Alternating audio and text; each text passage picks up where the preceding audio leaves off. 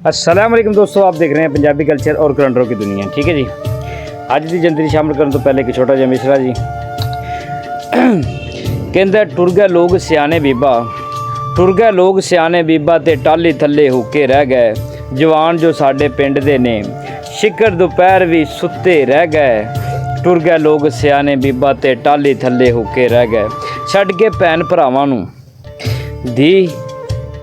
ਧੀ ਪੁੱਤਰ ਤੇ ਸ਼ਾਵਾਂ ਨੂੰ ਸਾਰੀ ਖੁਸ਼ੀਆਂ ਨਾਲ ਹੀ ਲੈ ਗਏ। ਜਾਂਦੇ ਜਾਂਦੇ ਸਿਆਣੇ ਕਹਿ ਗਏ, ਟੁਰ ਗਏ ਲੋਕ ਸਿਆਣੇ ਬੀਬਾ ਤੇ ਟਾਲੀ ਥੱਲੇ ਹੁੱਕੇ ਰਹਿ ਗਏ, ਤੇ ਟਾਲੀ ਥੱਲੇ ਹੁੱਕੇ ਰਹਿ ਗਏ। ਤੇ ਦੋਸਤੋ ਅੱਜ ਕੱਲ੍ਹ ਤੁਹਾਨੂੰ ਪਤਾ ਹੈ ਕਿ ਜਿਵੇਂ ਦੀ ਜਨਰੇਸ਼ਨ ਹੈ ਅੱਜ ਕੱਲ੍ਹ ਕੀ ਪੀ ਰਹੀ ਹੈ। ਅੱਲਾਹ ਪਾਕ ਸਾਰਿਆਂ ਨੂੰ ਆਪਣੇ ਹਿਫਜ਼ੇ ਇਮਾਨ ਦੇ ਵਿੱਚ ਰੱਖੇ ਜਨਾਬ।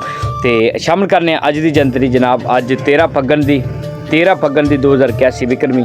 ਠੀਕ ਹੈ ਜੀ, 5 ਚੰਨ ਦੀ ਇਸਲਾਮੀ ਮਹੀਨਾ ਸ਼ਬਾਨ 1446 ਹਿਜਰੀ